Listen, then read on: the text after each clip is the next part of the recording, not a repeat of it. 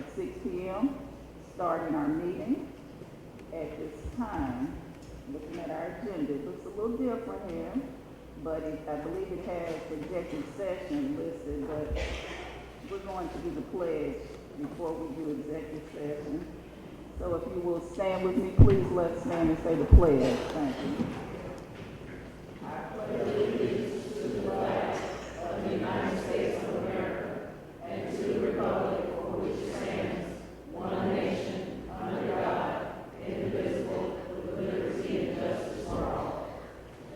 Thank you all so much.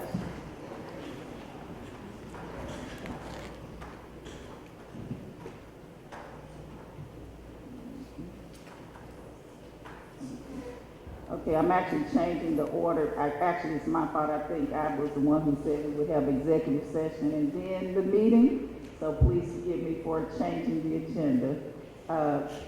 At this time, before we can go into executive session, I would at least like to read the ethics statement. Is that all right, legal counsel, or should I make a motion to change the agenda?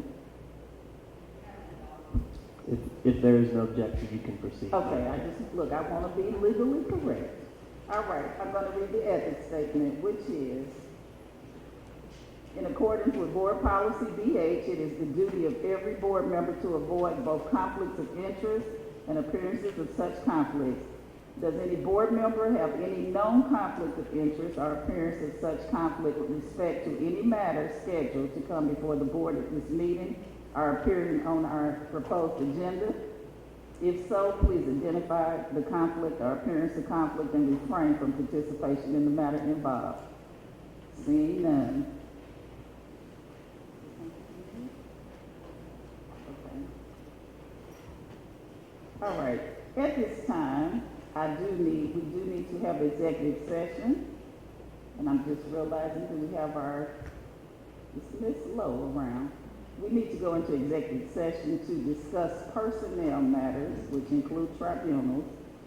I need a motion. Dr. Anderson. I make the motion that we go into executive session to discuss personnel matters as well as tribunals.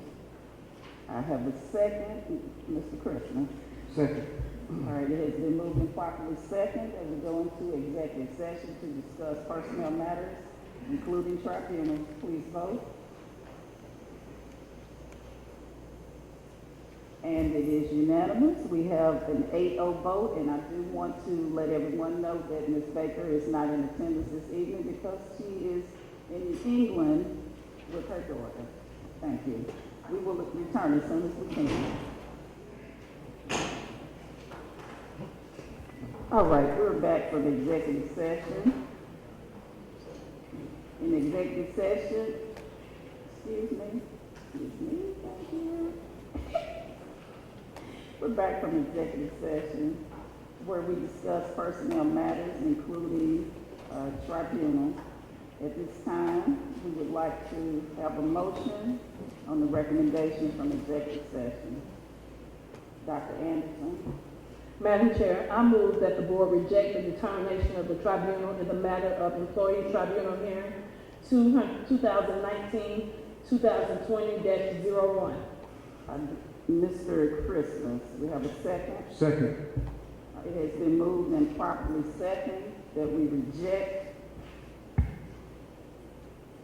the determination of the tribunal in the matter of employee tribunal hearing 2019-2020-01. Please vote.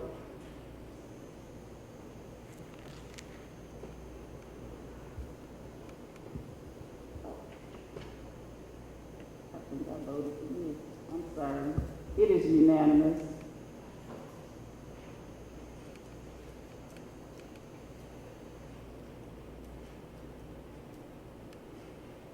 Okay, now I need to recognize public officials.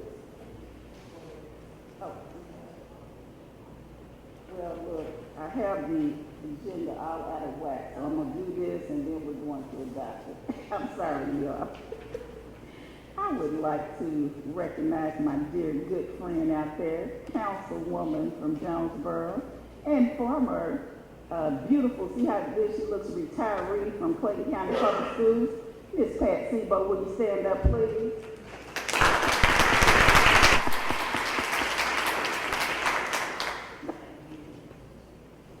Okay, now we're going to get this agenda back on track. At this time, I need to adopt the agenda. Can I get a motion, please?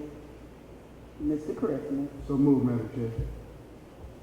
I need a second. I see Dr. Anderson. I second the motion, Madam Chair. It has been moved and properly seconded that we adopt the agenda as listed. Please vote. And it is unanimous.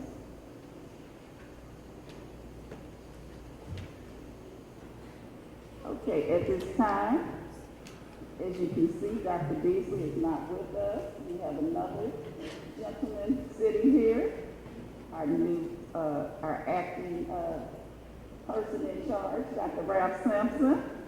So we're going to let him take it over and the proposed agenda. Let's go, Dr. Sampson. Good evening. Madam Chair, Madam Vice Chair, members of the board. The proposed agenda for the superintendent and chair coming before you, presenting our business services in Emma Benton.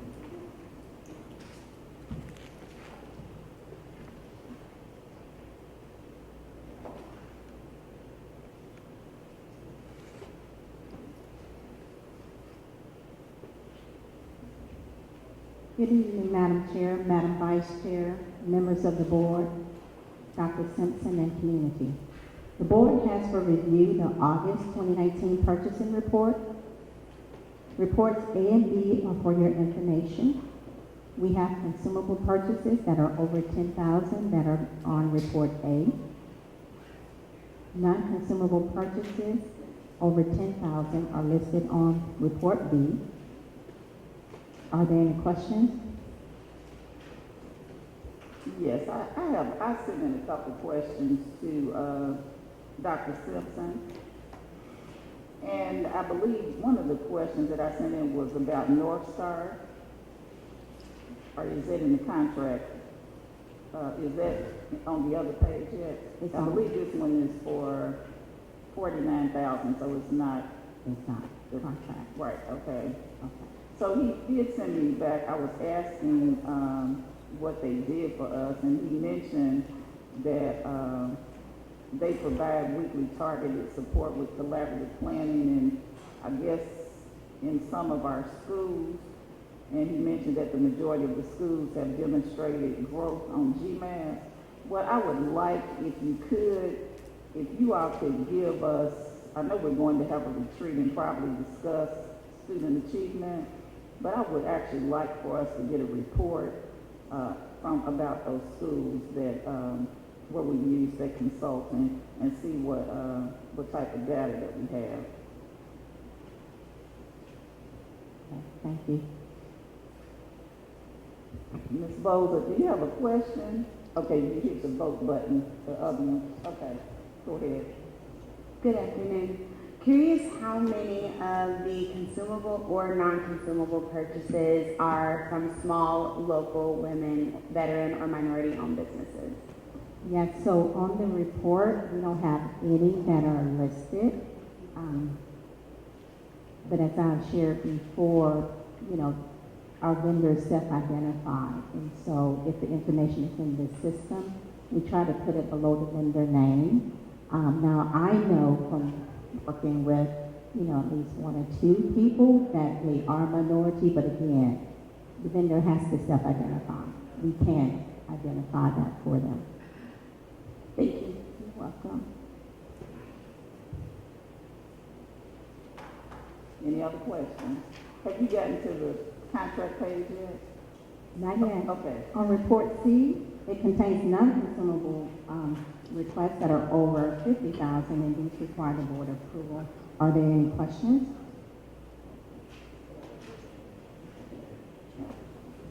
Is that the page I'm trying to get to? I think so. Okay. Report C. Okay. There are over 50,000 contracts. Yes, now, this contract that we have with the Flying Classroom, I actually would like, I need to know whether or not that could be pulled before we vote on it, because it's gonna be a part of the consent agenda next week. Does that have to be, is that something that we have to act on right now, or what? So the flying contract, what division is that, Ms. Corey, on your report? I mean, it might be like a Oh, it's renewal, sometimes we have It's for, renewals. so it's federal programs? Mhm.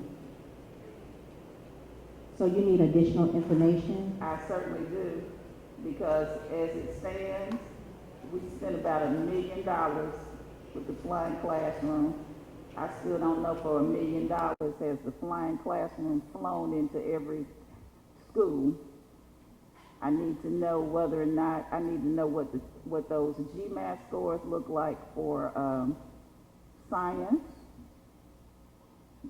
because I don't want to just be spending money for something that just because we have done it before, because I really didn't necessarily agree with it before. I think it was brought here just trying to appease me, because I was not happy about what was going on with my schools in the northern part of the county.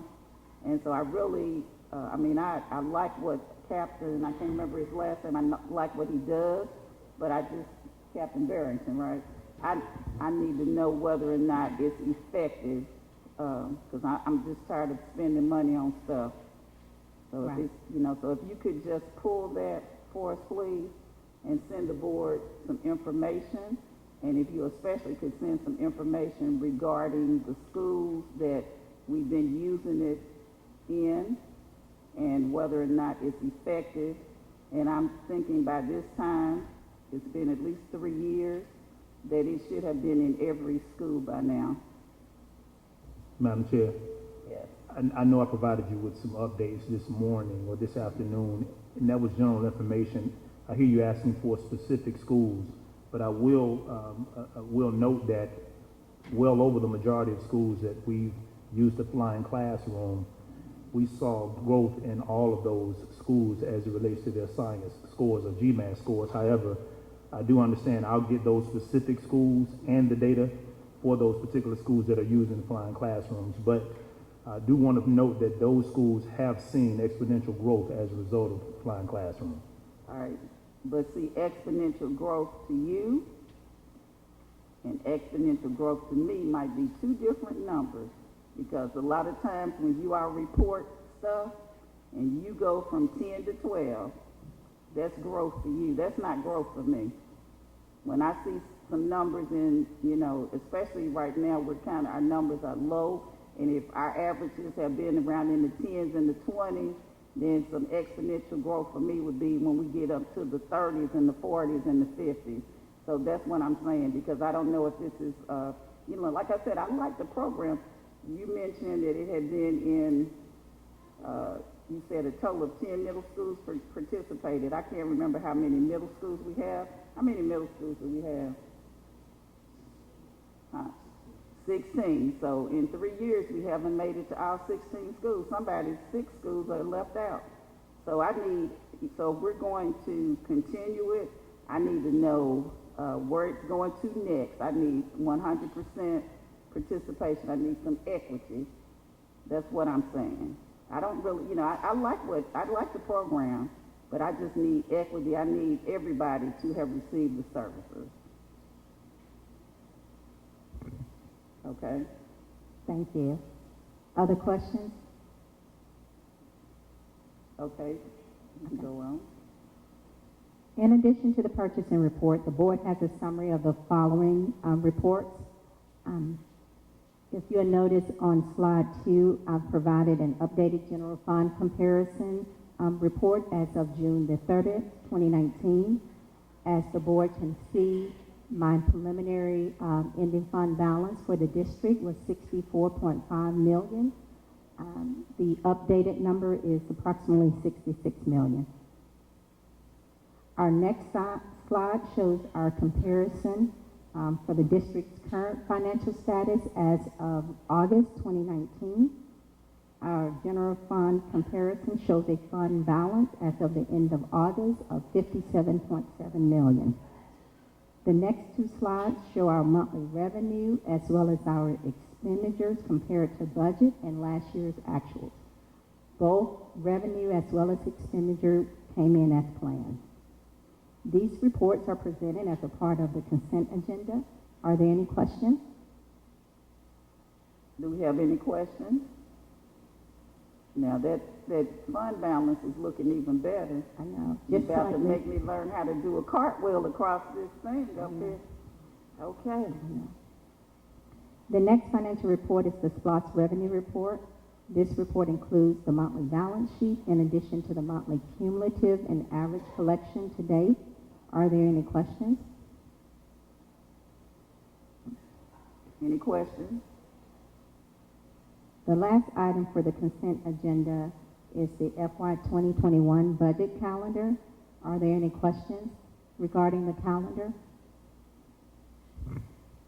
Yes, ma'am. I think that when we met, that we actually had discussed with the budget committee, you know, we selected people last year. I thought that we said that we were actually going to, you all are looking at starting the budget committee, in January? Mm-hmm. I think we had said that we wanted for them to maybe meet every other month, that I think we were trying to do that. I don't know, maybe I think we were supposed to have probably started this month, but I'll go back and find the minutes. We're talking about the budget committee. So, because actually we need probably from you, if you'll send us some information on the people that we had appointed, Yeah. we need to probably remove some people. Right. And also we need to put some stipulations about these people that are on the budget committee, that after they miss so many meetings, then we need to just remove them and appoint someone else. Right.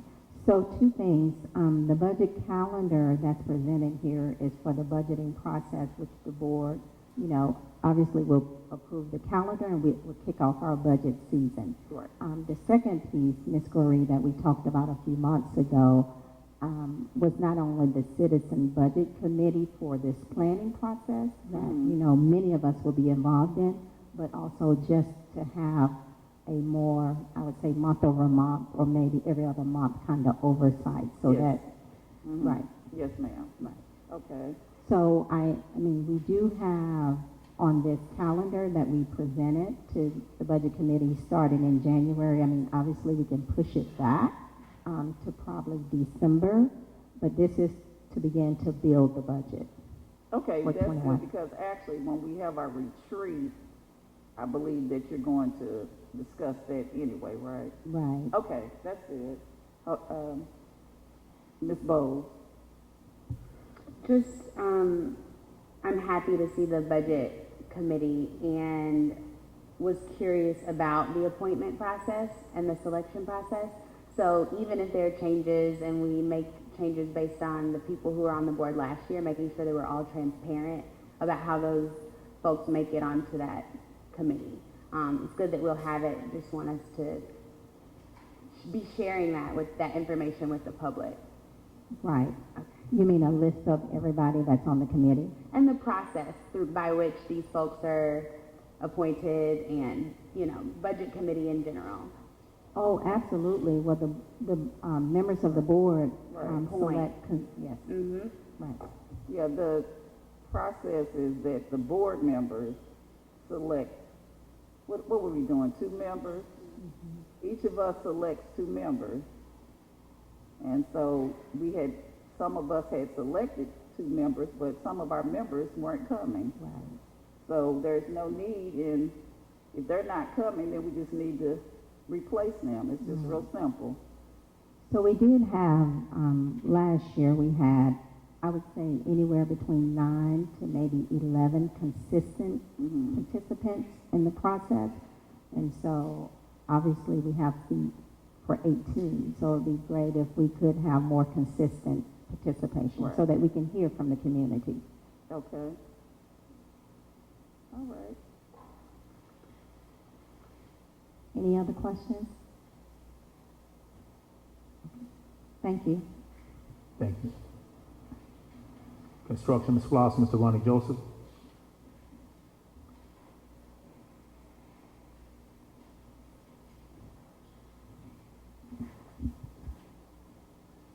Good evening, Madam Chair, Madam Vice Chair, members of the board, Dr. Ralph Simpson. You have received this flawless construction update for the month of September. 9 payments were made and 2 deductive change orders were issued. At this time, I'll be glad to answer any questions about ongoing projects or and projects that are in design. Dr. Anderson. Yes, I want to get some information on Morrow and where we're going. I need some better timelines, and I need to, so my constituents will know, when we're going to start, what kind of weather information, or what we're going to do about weather and things of that nature. So please give us a timeline. Okay. Yes, ma'am. Right now, we are currently advertising for pre-qualifications for the Morrow High School project. Plans are with the Georgia DOE for approval, as well as the permit office of the county. We are anticipating a bid in December, and we present the bid result with recommendation to you all in January to start construction late January, early February. Go ahead. I have a follow-up question too.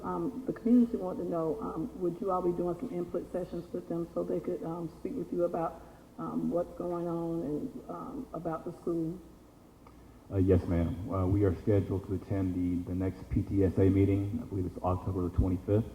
So we have coordinated that with Dr. Pitts. So we are prepared to present to the community an update on the project plans, the project timeline, and to entertain any questions that they may have. I'd like to follow up. I wanted to know, you all presented us with some plans for Morrow. So are we sticking with the plans that you originally gave us? Or are you going to bring it back to us for modification?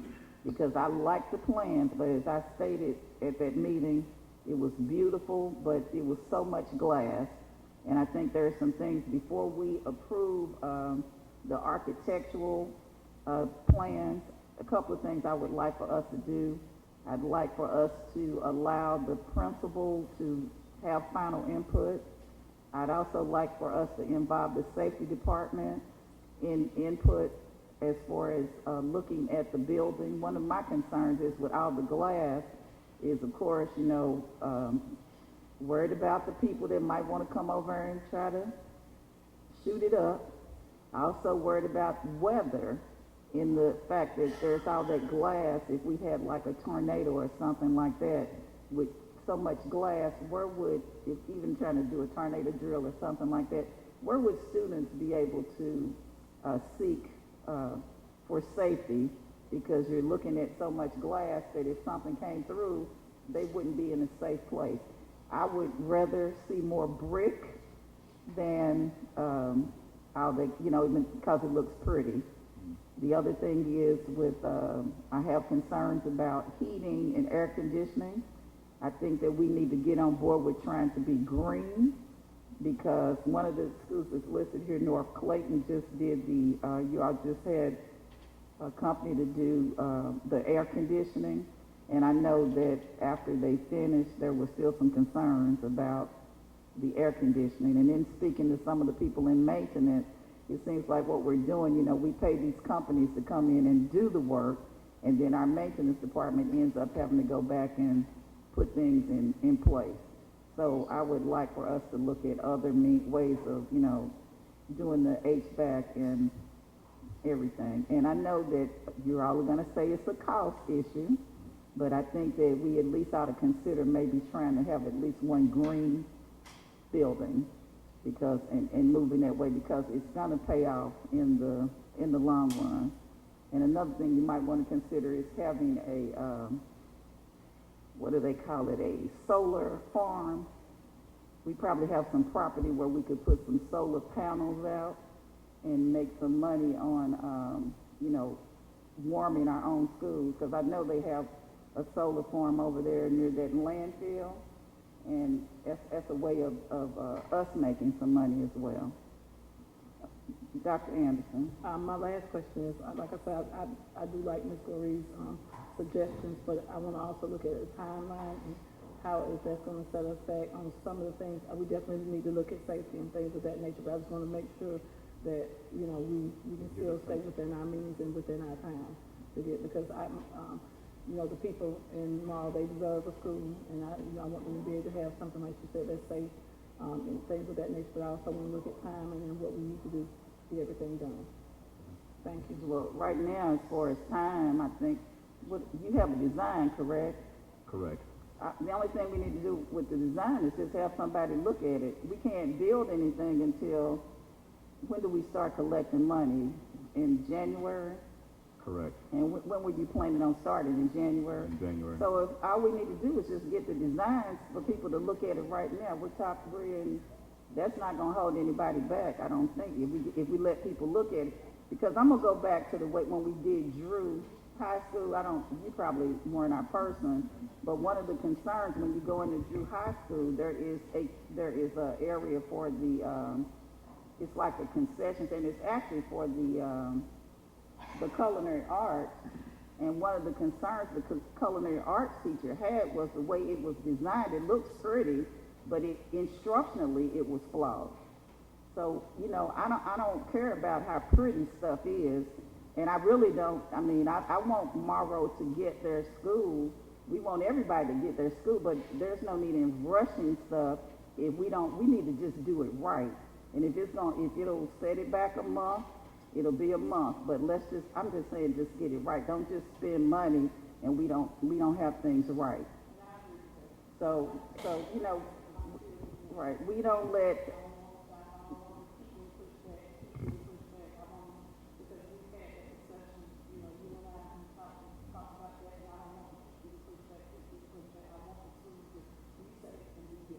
well, right now I'm not talking about pushing back anything. I'm talking about a functional school, and every time we build things, we don't include the people, the instructors. That's why I'm saying, can we have the principal look at it, like the areas where, like, I don't know if there's culinary arts over there, but I'm just saying, you know, those areas, let's have people have some input on it, because architects are real good at designing things, but they're not teachers. And it's all right to look pretty, but if you put pretty stuff out there and it's not functional, it doesn't make any sense. Because we're gonna spend a lot of money in Morrow, and we're gonna do Morrow High School right. Okay, sorry, poor Mr. Joseph. Okay.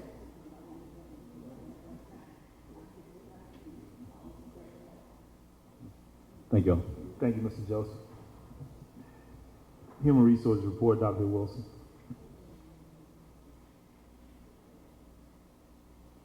We didn't even, hold it, did you do the updates? We got you off. You did, you gave us the list, but you did everything. Because see, we're talking about Morrow. Morrow's not the only place that's getting a school. We don't, I'm surprised Ms. Burrows didn't ask about Jonesboro. How we doing with Jonesboro? We not only Jonesboro, we passed SPLOST a long time ago to build a school down in the south part of the county. What about the south part of the county? So the new Eddie White Elementary School, we are currently doing a 30-day advertisement period. The projected bid date is October the 16th, and we present the bid results to you all in November.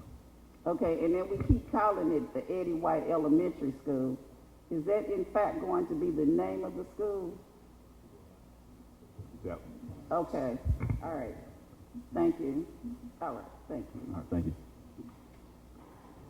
Thanks again, Mr. Joseph. Dr. Wilson. Good evening, Madam Chair, Madam Vice Chair, other members of the board, Dr. Simpson, and community members. The Personnel Changes Report summarizes all personnel actions for the period of August 16th through September 17th, 2019. As of the published report, there were 153 vacancies. Of those vacancies, 62 of those are special ed vacancies. As a follow-up to our last meeting where I shared we were working with ESUB to try to fill some of those vacancies. As of today, it seems that we'll be able to fill approximately 25 to 30 of those vacancies with ESUBs. For the remaining vacancies, we're going to try to connect with our TAP program and try to recruit individuals from there to fill the remaining vacancies. The 153 vacancies represents a fill rate of about 95%. That concludes the personnel changes report, and I'll be happy to answer any questions you may have. Both. So based on our last conversation, I've really been looking forward to hearing about how the retention task force is going. I remember they were first going to meet when school started. Could you share any updates, please? Sure, yes. We had our first meeting on September 5th. It usually meets, I think it's the first Thursday of each month from 10:30 to 11:30. And during that meeting, we covered the items that we embarked upon last year, which were foundational items to set the groundwork for the retention task force. In the first meeting, we discussed what tasks we were going to accomplish this year. The first one is to determine the reasons that would count toward attrition or retention for a local school. And some of those items that may be discussed are retirement, death, and those type things that may not count toward the attrition or retention rate of a school. And also a method and way to provide schools a quick update in terms of their retention or attrition rate during the school year. And then finally, developing a template for each school and department to develop in terms of their plan to retain the employees in their respective locations. And our next meeting, I think, is October 3rd. The next one's October 3rd. 3rd. Yes. Awesome. Are you or the retention task force using exit surveys in any way as a part of this process? Yes, we do. So for each employee that exits the school system, as a part of their separation paperwork, we include a QR code for them to access the exit survey. Thank you. Sure. I want to commend you on the fact that I think you all have removed all of those jobs, I think. Is that correct? Yes, the majority of them have come down, and that's going to be the cycle, fortunately or unfortunately, each year. As we get further along in the hiring process and the year progresses and school has started, a number of those vacancies will begin to fall off the website. All right. I also noticed, I clicked on one of them, I also saw the salaries as well, because, you know, that has been a concern when you have the jobs, but you don't know how much money they're paying. So I'm glad to see that. Yes, we're working on that in phases. Unfortunately, the software we have, it wasn't an easy task. So those that we could do rather quickly, we did. But we're working with the vendor to try to get some type of import or export to do that so it won't be manual. Okay, and the other thing I wanted to ask, one of the concerns was the length that it was taking to complete packages and getting people hired. So you are going to do some type of professional development with our principals so that we won't have a problem with there being a long process? Yes, we're scheduled to do a training with them, I think November 12th and sometime again in February. So what would be your, if for a new hire, what's the process? Do you have like a specific time that you're looking at it would take from the time somebody interviews and submits a packet, how quickly that process would be? Yes, so the service level agreement that we typically try to give is that once the applicant applies and all documentation has been submitted, that we will try to get that process within 5 to 7 days. Okay. As shared, part of the challenge is that the paperwork is not always there, so we Right. can't guarantee that 5 to 7 day turnaround. Okay. All right. Thank you. I see Ms. Williams. You mentioned last time about the long-term stuff, to be training to be a special ed teacher for next year or something like that? Correct, yes, that's part of the Is that, E-subs. So how would they apply for that? If they go in there and apply for the E-sub and say they want to do that, or is it already? Yes, they did. We had a informational session, I want to say sometime last month, where I would guess maybe 100 or so people came in. They received the information, they applied online. There was a screening process to make certain they had met certain pre-qualifications to ensure that they would be successful in completing the program in the timeline that would be allotted. Right. So if they didn't do that, what they do now? Just come here and apply to be E-sub and y'all will? Well, if and when we open that window back up. So we're going to process the individual. I'm sorry. You're not hiring for that anymore right now? Not right now. We're processing the ones that came through, and once we finish, I was talking with the other departments that are working with us to see what our next steps are, because when we did that, we extended it to all of our current employees, and those who were interested came out. So we're going to get maybe 25, 30 hires from that. The others, we're going to try to connect with our TAP program to see what gains we can get from there. Okay. Okay, so to follow up, let's say about 25 people showed up and they're qualified, so you're going to train them and have them in place this year? Yes. This school year? Okay. Yes. About how long will that take? Well, the training is all year, but in terms It's all of once, year? yeah, it's all Okay. year. I think it's Okay. maybe once or twice a month they have to attend classes. Okay. Yes.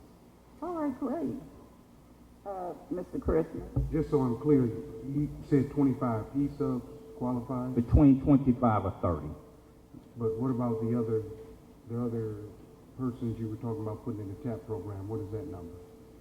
Well, they may already be in the TAP program or they may apply to the TAP program, so that's different than the ESUBs. Okay. It's a different program.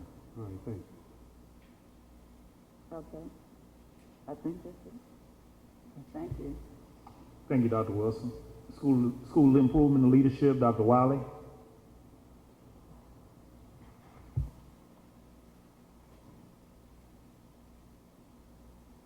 Good evening, Madam Chair, Madam Vice Chair, members of the board, Deputy Superintendent Dr. Simpson.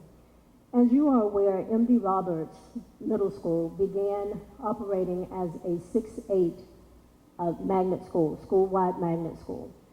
So the administration wanted and approached Dr. Beasley to change the name to fit Stillwell School of the Arts and K.R. Pace School of the Arts to M.D. Roberts Middle School of the Arts. So the superintendent would like to recommend the board approve the renaming of M.D. Roberts Middle School to M.D. Roberts Middle School of the Arts. And I'll answer any questions that you may have. Thank you. Thank you, Dr. Wiley. Dr. Nunez, Student Support Services.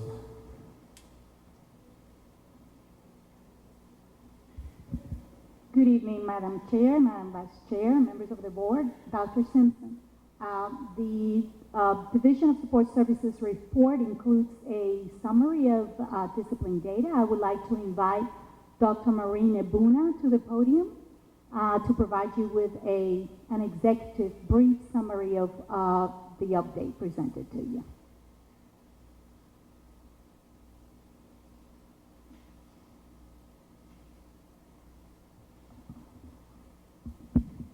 Good evening, Madam Chair, Madam Vice Chair, members of the board, and members of Clayton County community. I'm here this evening to present briefly our 3-year discipline data, as well as the plan for continuous improvement into the school year. And this report has already been submitted to the board for review, so I will take any questions that you may have. But the report does show that in the past 3 years, our discipline data, that is office discipline referrals, in-school suspension days, and out-of-school suspension days have been on the decline for the past 3 years, with 2016-2017 being the baseline year up until last school year, that is 2018-2019. Question. Yes, ma'am. Maybe Mr. White's over there with, you presented, it's a PowerPoint here for us. Is it possible, does Mr. White have the PowerPoint? I believe so, because it was uploaded by Ms. Smith. Oh, okay, because what I wanted to do is, since we're streaming, I was hoping maybe we could just, I don't want you to read these 17 slides, but I was hoping that they could just kind of do like a, a little slideshow, but I guess he doesn't have it to show, so that's fine. I have questions from Mr. Straker. Yes. Good evening. Good evening. According to the PowerPoint, we have 10 behavior intervention specialists. Yes, sir. And it states that they've had 6,775 contacts. Can you define what a contact is?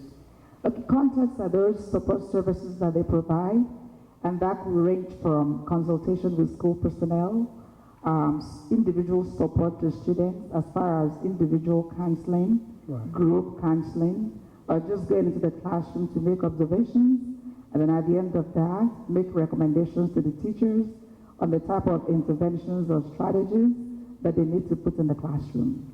And that will also include some parental contact, because also what they do is that for those students that they support, at the end of the month, they write a report to the parents to let them know what actually they're doing with their child, and also make recommendations for them, those kind of interventions or strategies that they can also use at home.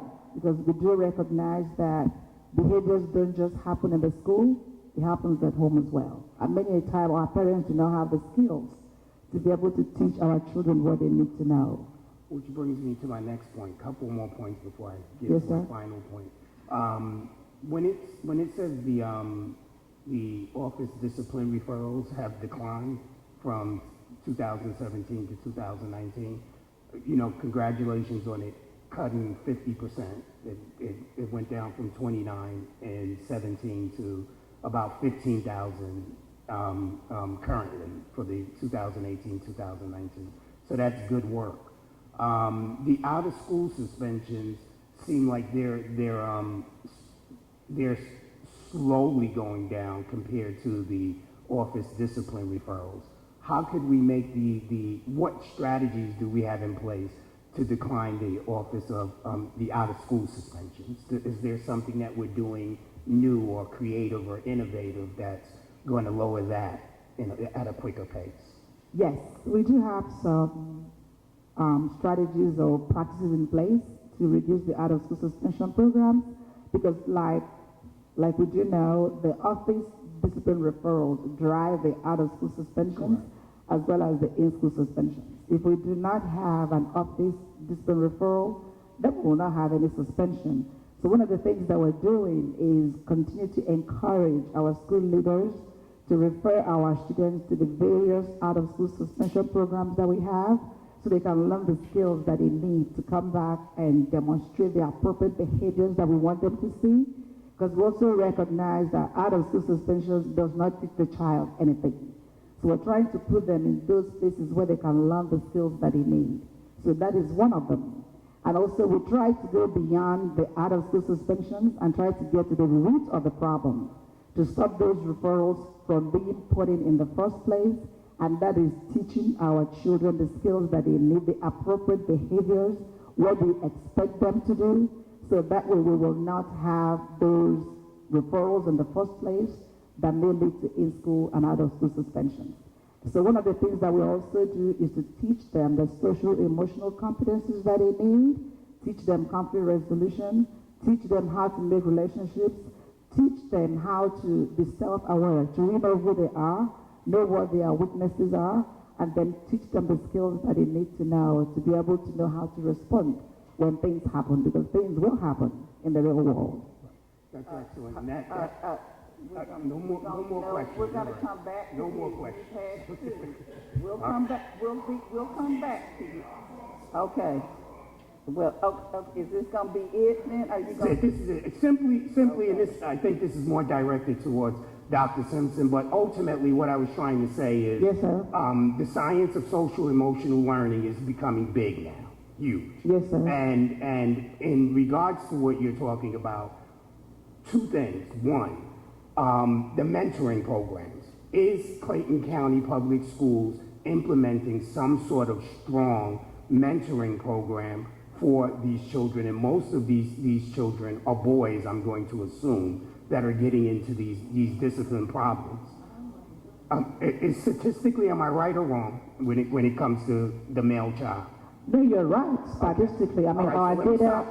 Okay, so that proves my point when it comes to the boys. So with those mentoring programs, are we implementing something like that?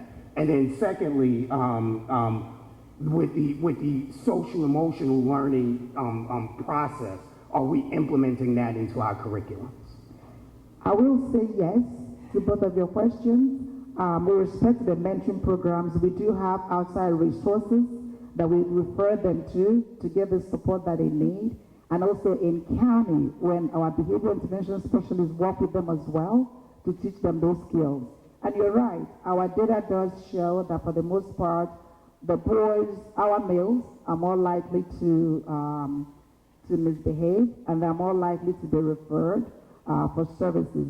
So we also work with them in small groups as well as individual groups. And then we encourage the schools as well to find somebody in the building that will be that responsible adult. But it begins with the child to be able to say, okay, who would you like to go to if you have a problem or if you need to talk to somebody? So we encourage them to go back to our children and find out who in the building that they feel comfortable with going to talk to if they have something they need to talk about. Excellent, thank you. Thank you, sir. Thank you, Mr. Straker. Dr. Simpson, do you want to respond? And then I'm going to take Ms. Williams. Very briefly, very well stated, Mr. Straker. So yes, on a couple of questions, we do have a mentoring program for the district. And to Dr. Egbuna's point, and she's right, stereotypically, we see a number of males, particularly males of color, that are being referred for discipline problems. But we are experiencing and have been for the last 5 years an increase in females infractions, particularly those related to confrontations, both verbal and physical. And then your last point to the social emotional, yes, district-wide, once a month at our principals meeting, we are partnered with Georgia Leadership for School Improvement and addressing and actually introducing social emotional, beginning first with the principals as well as the assistant principals. And the expectation certainly is for them to be able to reteach, redeliver that at the local school. But I need for you all to know that 8 of our 10 schools have already gone through the training for their schools to adopt the social emotional framework. The intent is certainly for us to become a social emotional district because we understand the importance, and Dr. Egbuna alluded to that, the importance of teachers understanding. And you've probably heard this before, reach before you teach. All of that is a part of what social emotional looks like. But for the students to have some nuggets and some skills for them to be able to navigate through some of the challenges they may have with a conflict or a confrontation is what we expect for the teachers to be able to identify early on with those behaviors and or misbehaviors that take place in the classroom. Thank you, Dr. Simpson. Ms. Williams. I'm looking at, we only have 30 schools as PBIS schools. Yes, we do. Right. All of them are not PBIS. Sorry, ma'am. How come all of them are not PBIS schools? It's a gradual process because the state actually that will do the initial training, they can only do a certain number at a time. So right now we have cohort 1, 2, and 3, and next year we plan to expand that as well. For the most part, they can't really train more than 12 schools at the same time. So next year we plan to add on additional schools. Right now we have 30 schools that are implementing PBIS. So y'all picking the schools that have the worst problems first? That is part of the rationale, but at the very beginning, we kind of selected those schools that have very high office discipline referrals, which were mostly some of our high schools. Then gradually we started adding on their feeder schools, like the middle schools and the elementary schools. So that has been the rationale behind the schools that we've been selecting to implement, to be trained on the implementation of PBIS. Dr. Anderson. All right, first of all, thank you, Dr. Simpson, for clarifying that as far as the referrals and who we have them with as far as the boys versus the girls, because again, I'm in the trenches and I see a lot of referrals. Yes, the boys do come in, but the girls also have a lot of referrals just as well. I also want to know, I know PBIS is one thing, but I want to know how we're using the RTI MTSS process, that umbrella, to help with our behavior interventions, and are we providing behavior plans for these students, which would, include contracts, daily behavior sheets, things of that nature, so we can stop some of these behavior problems within the school district. Yes, definitely. Thank you, ma'am. Clayton County Public School, we do implement the multi-tiered systems of support, which is the MTSS for short, and the PBIS fits right into that because they are well aligned. And when we hear the MTSS framework or the PBIS framework, technically they are really the same thing, and it just speaks to having multi-tiered support provided at different levels, beginning with level 1, which begins with high quality instruction for all students. So in addition to level 1, then we have level 2, which are those students that will need additional supplemental support. So we provide those ones as well. But it begins with, of course, level 3, space to now is they merge together, like you mentioned, the RTI. Previously used to be like 4 tiers, with special ed on the 4th tier, now it's 3. So our tier 3 is now SSE. And technically you have the DES, which is special education students, right there in the middle, with our gifted students all the way down the tier, with the MTSs and the PBIS. So what happens is at tier 1, you have the high quality instructions from the teachers, which is both behavior and academics. And then at tier 2, that is where the behavior intervention specialists come in, as well as other support team like the school counselors or the school psychologists. They now work with those students in small groups, those ones that will need additional support. But that is for behavior.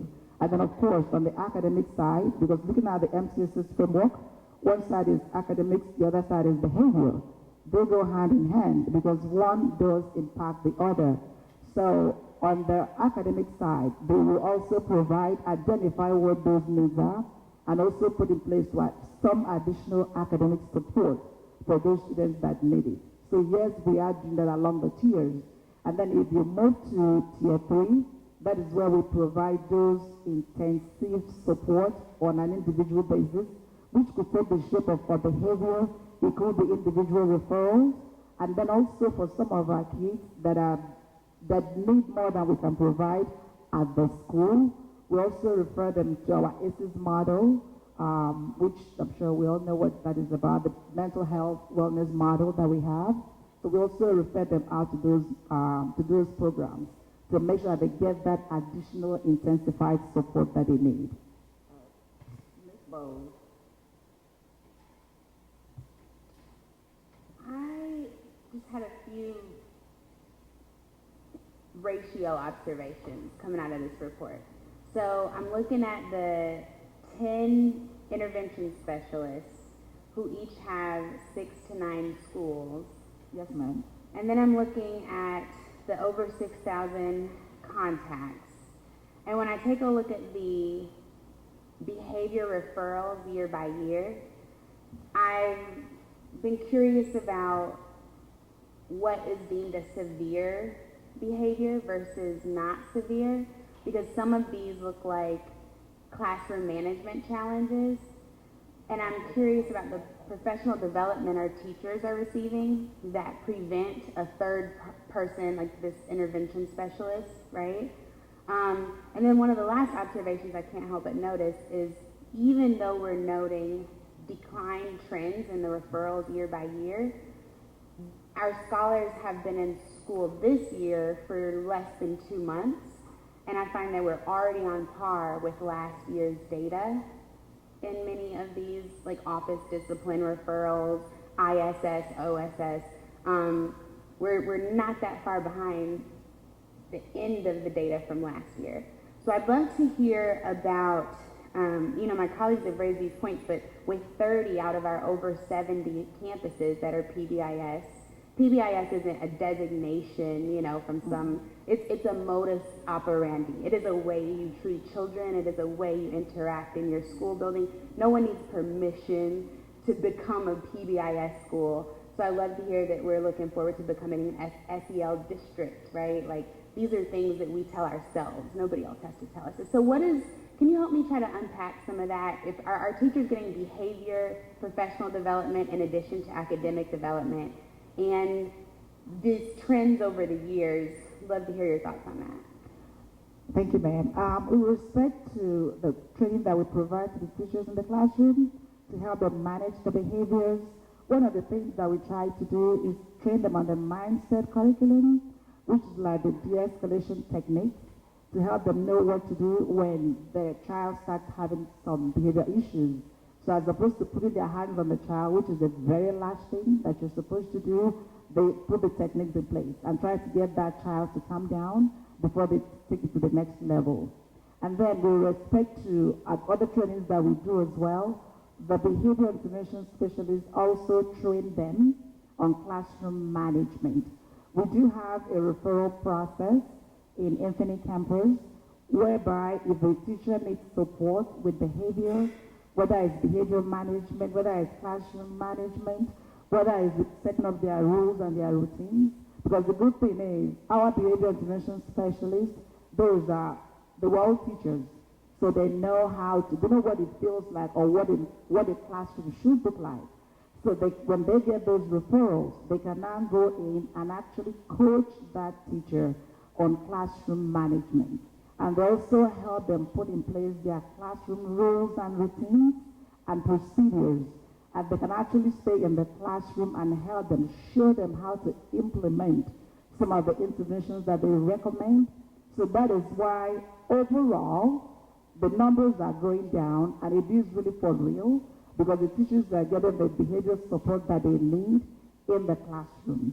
Not just with coaching the teachers as well, the students are also coached as far as making sure that those interventions are actually happening. Because it's one thing to have them on paper, it's another thing to actually do them. Yeah. So when the behavior intervention specialists are there, they make sure that those interventions are actually being implemented by the teacher as designed. Absolutely. And I'm hearing a lot of our kids are getting the SEL skills and all of that, but we also know the data about adults over-diagnosing certain subgroups, especially young girls of color, young boys of color. So just glad to hear that, we're actually admitting, hey, this is an actual trend nationally, and here we're going to work on it a different way.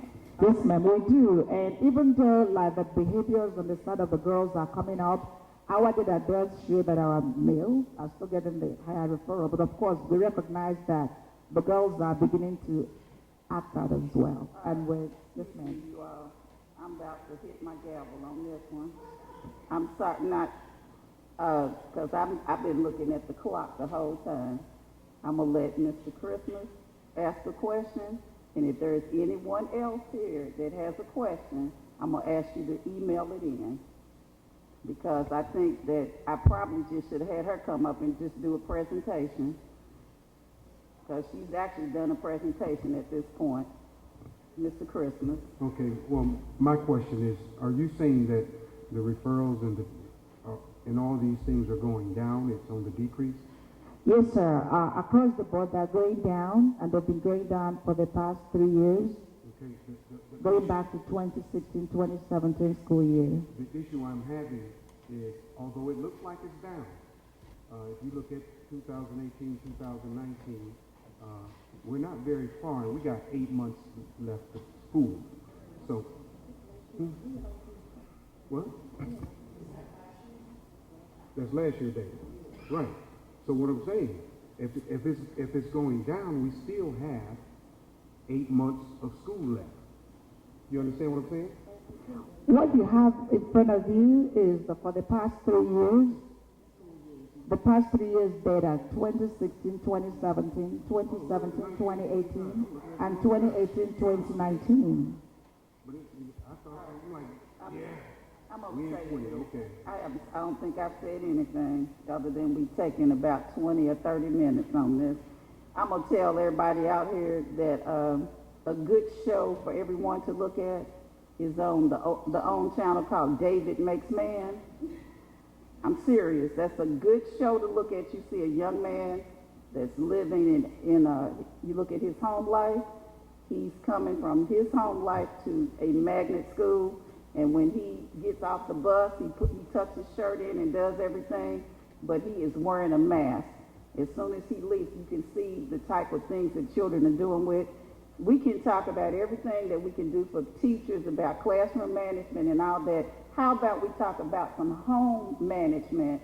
How about we talk about training children to come to school and know how to behave? Because it's not all about the teacher and their bad classroom, because when I went to school, the Board of Education kept me in line. There was that thick paddle that was hanging on the wall, or that belt that was over there that somebody had. I knew if I acted up, what was going to happen.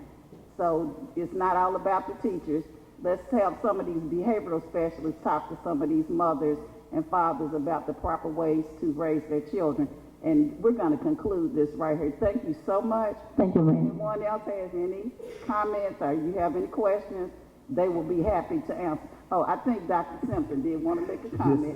We're going to make it, I'm going to start shaking my keys. Just very briefly on the front end, to Ms. Bowles' point, on the front end, and And I should have mentioned, and I apologize, Dr. Duncan out of the Department of Professional Learning.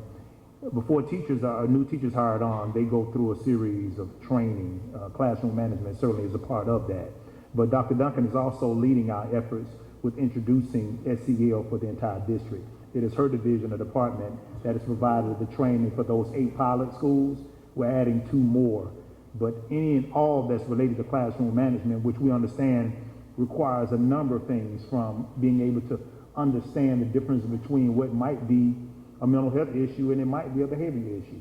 Culturally sensitive pedagogy, restorative practices, PBIS is one of the strategies. All of these are strategies, implicit biases. All of these are strategies that we understand that's needed prior to getting into that classroom, and Dr. Duncan and her department provides that at the beginning of every school year during new teacher orientation, and then of course for those new teachers that are coming on after that.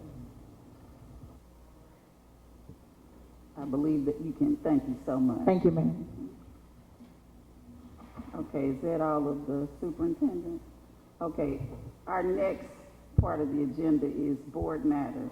And we have board policies B, and I'm going to have to do this once again. We are going to pull the B policies. I have asked the board members to read the B policies and to look over them, and I've gotten input from just a few people. So therefore, we're going to pull the B policies, Ms. Garrett, and this will be a part of our retreat so that I can get everybody here to read. Maybe we might do a little round robin reading and have everybody read all of the B policies out loud, and then we're going to discuss some things that we need to do. As a matter of fact, Ms. Bowles is we're going to have her to lead us with a presentation, and we're going to incorporate the B policies in with that. So, because one of the things that I believe Ms. Williams sent in, and that's on policy BBA, I believe, and that is in regards to the use of cellular phones. And I think Ms. Garrett was really trying to help us out and be nice by saying where possible, we had said that we couldn't use cell phones, we couldn't use technology. And of course, I tried to tell you all years ago that didn't make any sense, but y'all didn't listen to me. All of us are sitting up here with phones and computers and iPads. They're all related to what we're doing right now. And if that were the case, then all of us would be in violation. So we're not even going to say where possible. We're just going to take that one out because that's not possible.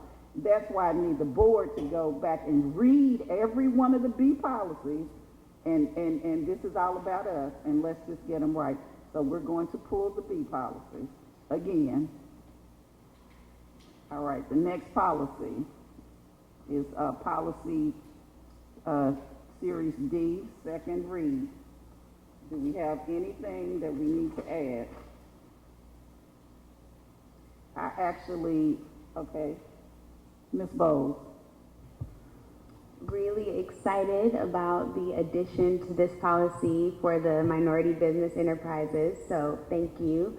One thing that I would like to see to enhance and strengthen this and the way we apply it is to become more specific with either a quantity or percentage goal that should be allocated to these businesses. Some folks call that a set aside, some folks call it different things, but a number or percent that we can hold ourselves to for small, local, women, veteran, and minority-owned businesses. Mr. Straker, did you have anything to add to that? Because I think you actually sent some information to the board. Yeah, she just summarized it well. Okay, well, I also had written down that I think we need to make it more specific. So in doing so, I wanted to ask the board, then, would you just like to pull it and add that? Yes. Because if you have some specific things, then you need to put that in writing to Ms. Garrett, so she, Dr. Damaris Garrett, so she would know that, what it is you're talking about. Because to me, it's still a little bit vague.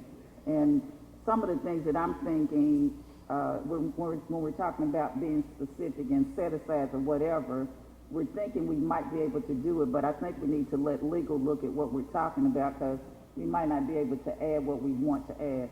So can we just pull that one as well and get, to make it more specific to us? All right. Policy Series E. This is on the agenda for for us to vote on. And one of the, I think, I'm not sure if this is the one, I might be on the wrong one. I might actually have to have Ms. Garrett help me out. But in one of these policies, it talked about, maybe it's one down the page, the one on surplus materials. That's not under business management. All right, okay, then this one looks like it's all right. It might be series, no, not F. There are no changes for series F. None for series K. Maybe it's L. Okay, none for series L. Man, we got the whole alphabet here. Series M then.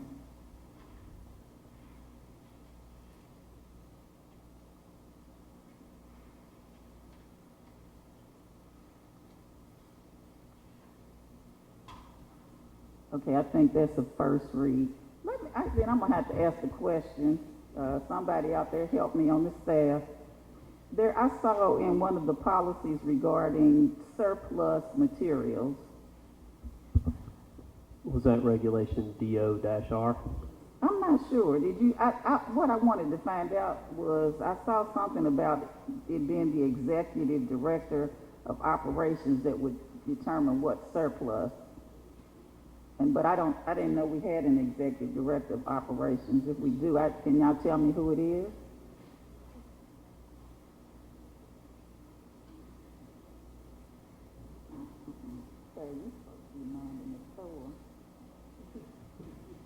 Good evening, Madam Chair, Madam Vice Chair, members of the board, Dr. Ralph Simpson. It's actually in the D regulations, and it is under fiscal management. It's D, okay. Yes, ma'am, it is. And it does, previously, the surplus process was in the business services division. It was under purchasing. That has now moved over to the operations division, and so that's why there was a change to the cabinet level member who would be the individual making that determination. Okay, so do we have that job title now? Yes. Who is Kimmy that? Thompson. Oh. Well, has that always been that title? I just thought you were. Yes, I didn't know that. I knew you were over operations, but I thought we called it the COO or something. But we used to have a COO, right? Yes, ma'am. Mm-hmm. And I guess we're just not ever gonna have one again, huh? No, ma'am. No, we're not going to have one? No, we don't have a chief operating officer anymore. We have the division of government, partnership and operations, and there's an executive director that manages the operations staff. So, did we abolish the position? Yes. Oh, well, I guess we must have missed that one. Okay. All right, thank you. My pleasure. All right, the next documentation would be the tentative adoption of our board meetings. And right now, I think they look all right. Do we have any discussion? One thing I would like to say for our staff that's out there, we're probably going to approve this, but what I mentioned to Dr. Beasley, what I would like to know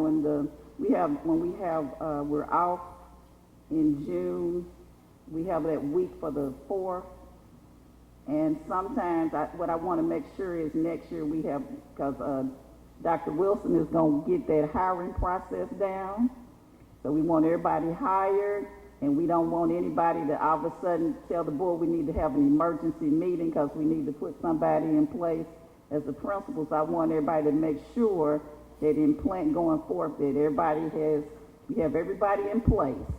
And because, we skipped that meeting. Ms. Bowles. Question, Madam Chair, which policy series did we pull and which ones will we actually vote on for next week? I believe we pulled B, as in boy, those are the board policies, and I believe D, that's the policy where we needed to be more specific about. I believe it's DJEI. Okay, so there is no K or L as what? The K and L had no attachments in e-board, so those are also pulled for next week? No, all of the ones, if you go down and look at them, some of them don't need anything. Okay. And the K, L, M, those are all first read. So they're not, we won't vote on them. This is our second read, I believe, when we go to our next item, which would be our approval for our proposed agenda. If you will click on that, I believe it shows everything that we'll be voting on next week. Thank you. So what we're going to do is we'll look at the agenda. Ms. Smith, correct me if I'm wrong, we're taking out, under the business agenda, we'll be taking out series B and D. Okay.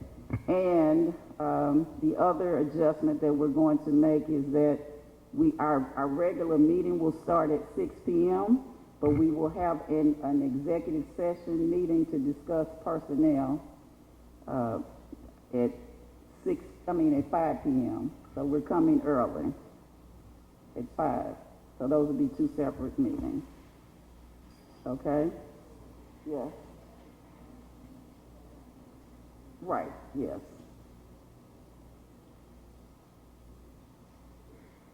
Okay, so at this time, I do believe that we have finished our business. All right. Oh, wait a minute.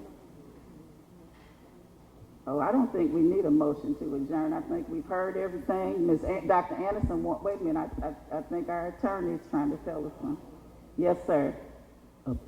Approval of the agenda for next week. What did you say? Oh, yeah, we need to approve. Yes. Okay. Is that what you have? Yeah, I was saying we didn't need it for, okay, Dr. Anderson, we need approval of the proposed agenda for October the 7th. So moved, Madam Chair. Do I have a second? Mr. Christmas? Second. It's been moved and second that we approve the agenda for October 7th. Please vote. All right, it's unanimous. I think we covered everything. Thank you all so much for your indulgence. Have a great evening.